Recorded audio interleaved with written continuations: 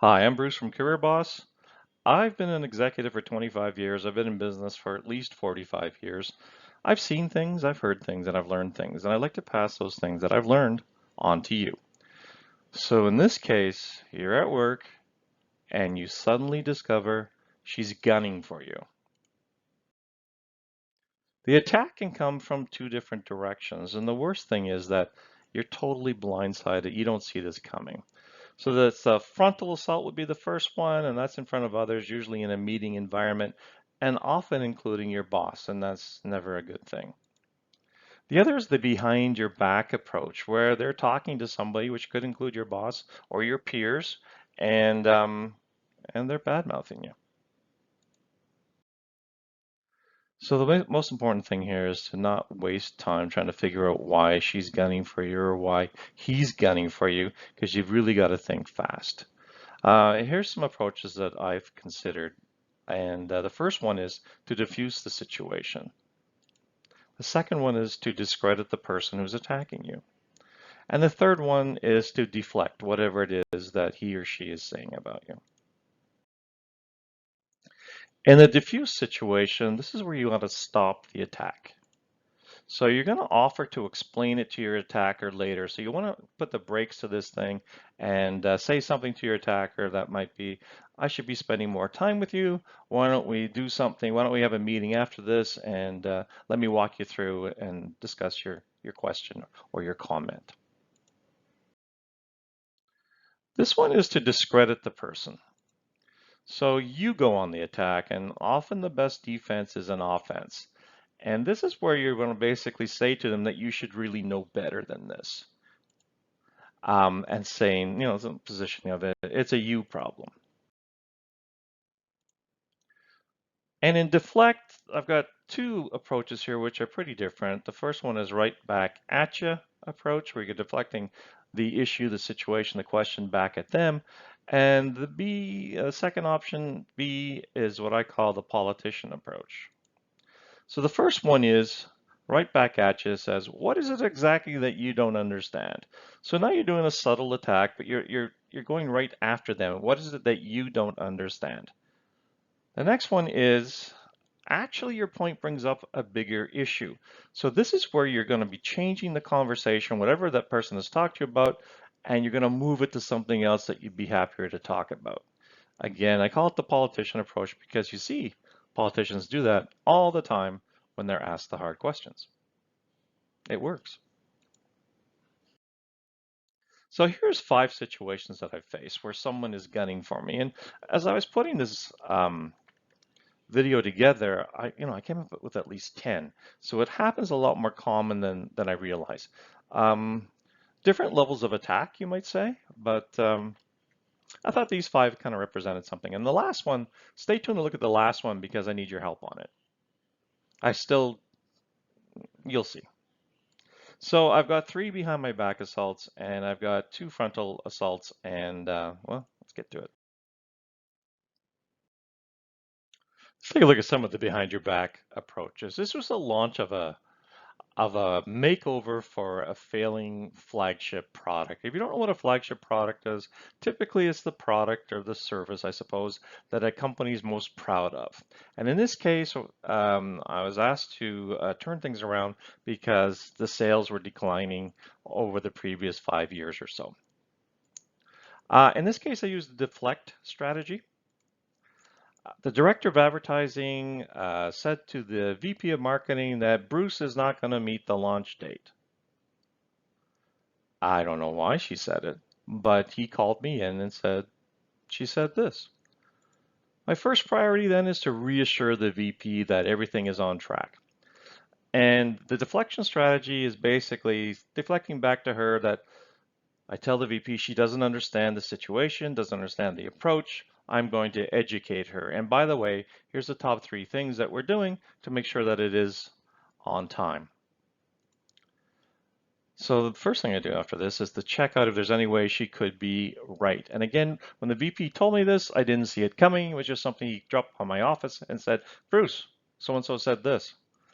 So I got to check out to see if she's right. So I go to see her and I talk to her and I don't let her know that this is really irksome. I should have. I should have said, you should come to me, but I didn't back then. It was my first major project. And the good thing is that I learned what the issues were and they were nothing to be worried about. I still don't know why she did it.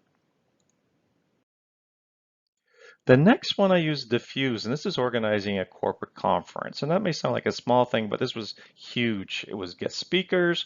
It was a full day event. We'd rented out a large theater for the 600 or so employees that we had. It was myself and another guy who were in charge of this. And it's frankly, it's something we'd never done before. So my peers tell me, and my friends in the office tell me that there's a public affairs person who does events on a regular basis who's not on the project. In fact, I had no public affairs people on the project, is saying that I'm missing many major components for this big corporate conference. So diffuse seems to be the way to go. So my priority is to make sure that the success of the conference happens.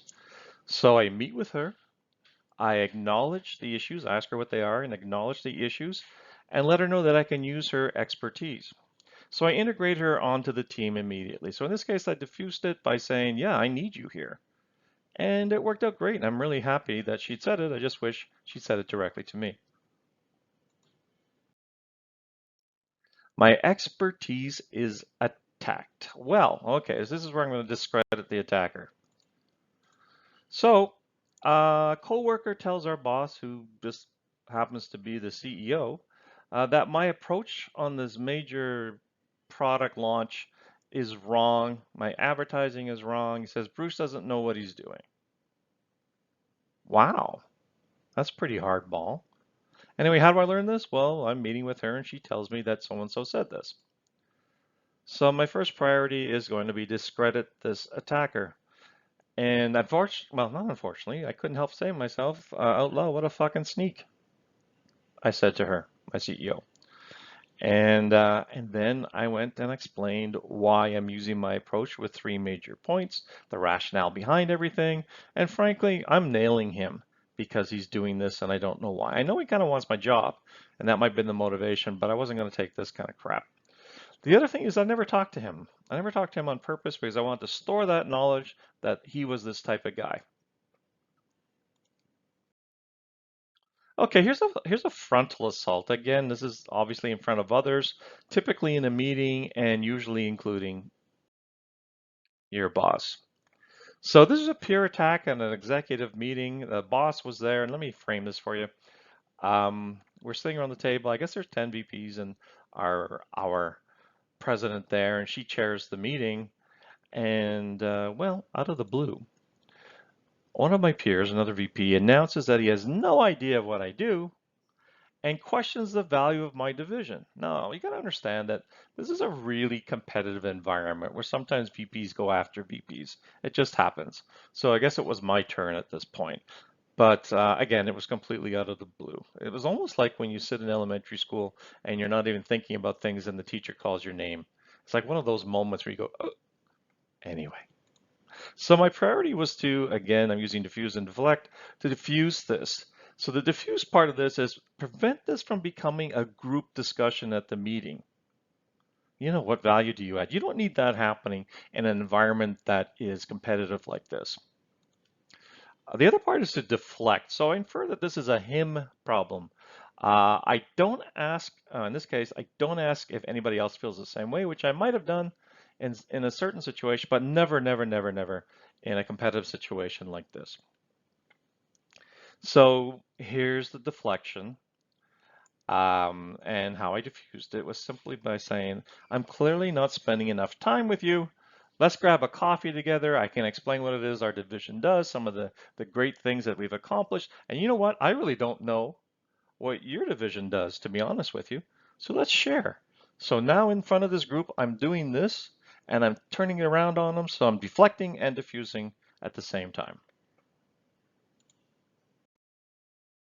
Okay.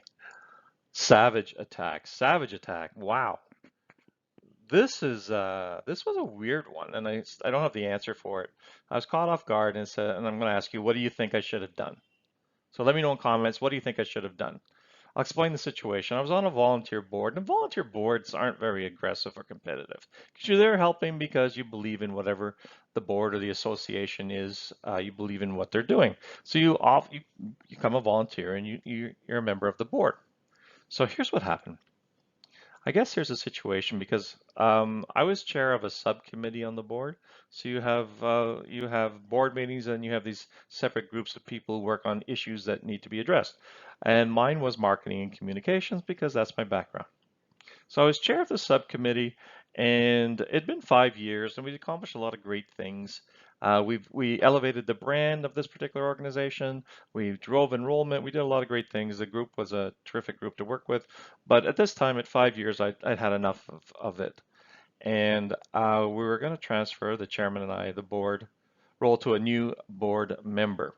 And so a new person applied, and we thought this would be a good fit. So he was invited to join us. And I remember going into the office and I wanted to give him a document that explained what we'd done, the strategies behind it, put it in a binder, and also send him all the stuff online in an email. So I spent a day prepping this document to ease him into it. So, executive summary, the usual kind of stuff that you're going to do to explain what you've done over 5 years. I sent it early. I sent it 2 weeks before the general board meeting so he'd have time to read it. That's an important point in a second or so. I sat beside him. I'd never met him, but I knew what he looked like. And I sat beside him at the meeting and we talked and everything seemed pretty friendly. And I see you've got your document with you. He says, I do. And so I said, okay. So usually these things are pretty relaxed, except not this day. We have a roundtable discussion. I'm sure each board member takes maybe 1 or 2, 3 minutes to talk about things that would be important to the board as a whole of the organization. So so it gets to his turn, and he stands up. He stands up and then he starts to make proclamations. He said, Bruce sent me this document. I didn't bother to read it. The stuff that's been done in the past, it's garbage. So now he's attacking me and the team, the subcommittee. He says it needs to be a completely different direction. This will never work, and on and on. Wow, where did this come from? So this attack was big time. And frankly, I think I probably sat there literally with my mouth open. I might have stumbled and said a few things that, it's been successful. The team has been great. But one thing that he also did, which was really irritating, he used reverse mirroring. And maybe you know what mirroring is, but in this case, reverse mirroring is that he'd look around the room, he'd be nodding his head, and then people in the group, some people would start nodding back because he's nodding, and it kind of looks like agreement. So I'm looking at these people who are nodding back who I've been working with for at least 5 years, and they're buying into this crap that he's saying because he's got me on so hard. So you know what? I don't know what I should have done. Does it matter now? Well, I don't know if it really matters now, but it really bugs me. So I'd like to know your opinion on that. It doesn't really help the fact, he was eventually let go from the board. Um, but still, that was a weird thing. All right, I got a bonus for you here. Take a look. So my wife's walking by as I'm preparing this video, and she says, "What's it about?" And I tell her and show her some of the slides, and she says, "I got one for you." So she's been in retail most of her career. And she had a great career in retail, but she said something that was funny when I looked at some of these, when we were talking about attacks. She said, there's a saying in retail, and here we go. My friends stab me in the chest. My enemies stab me in the back. There you go. Thanks for watching. If you like this, please let me know. If you want more of these, please subscribe. And finally, thank you for watching Career Boss.